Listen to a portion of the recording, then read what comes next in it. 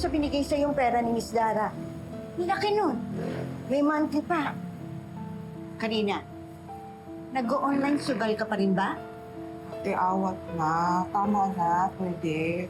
Pag nagkaroon ako ng malaki-laking pera, agad-agad, tutubusin ko yung mga sinangla ko sa yung alahas. Dapat lang. O anong plano mo ngayon?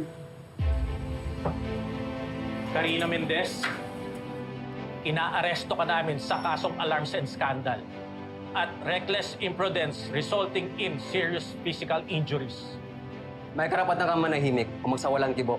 Ang lahat ng sasabihin mo ay maaaring gamitin pabor o laban sa'yo sa loob ng hukuman. May karapatan ka din kumuha ng sarili mong abogado. Pag hindi mo kaya magbayad ng isa, ang pamahalaan siya magtatalaga para sa'yo. Ate, Sige na, sumama ka na muna. Maghanap ako ng tulong. Kira, Ayoko. Teka. Kira. Ate, sige na, sige na. Ate, maghanap ako ng tulong.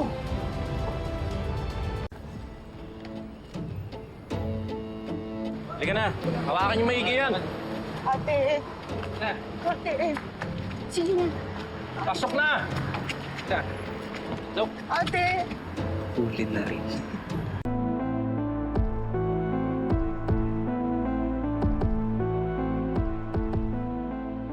Yun nga. Siya nga talaga yung babaeng yun. Wala kaya. oo, ika. Easy ka na. Nahuli na, ika. Ano ba? Ano ang nangyayari? Kasi, Nahuli na si Karina Mendez. talaga? Tingin niyo ba siya lang yan? Walang nag-utos dyan. Pakiramdam ko meron eh. Alam mo, yan na rin din yung iniisip ko eh. Feeling ko, siguro yung chikitita na yan na may pakanana yan eh. Para, syempre nga naman para makapag-scoop. Pwede. Diba? O kung sino mang isa pang walang hiya na gustong pagkakitaan ng buhay namin. Okay. Saan ka na lang pupunta? Pupuntahan ko sa presinto. Harapin ko yung babae ang may kagagawa nitong lahat. Gusto kong alamin kung sino nag-utos sa kanya.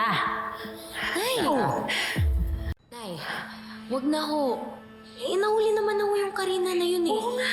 Hayaan nyo na ho na sila. Mang Henry, mga pulis yung bahala sa kanya. Kulang yung rehas na yon sa lahat ng ginawa niya sa tatay mo, sa atin. Teka.